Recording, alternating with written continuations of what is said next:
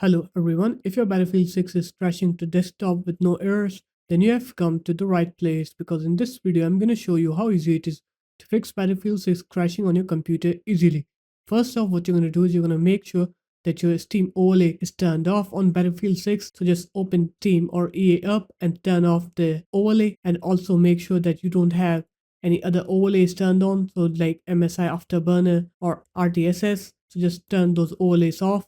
Now go into your Battlefield 6 properties, make sure enable the Steam overlay is disabled and your MS Afterburner is also disabled. And after that, you're going to open up your NVIDIA control panel by right clicking on your desktop and go into NVIDIA control panel here, and then go into help and make sure debug mode is turned on. So just turn debug mode on. Now when you open up Battlefield 6, you'll see that you won't crash anymore. So there it is guys, that's how easy it was.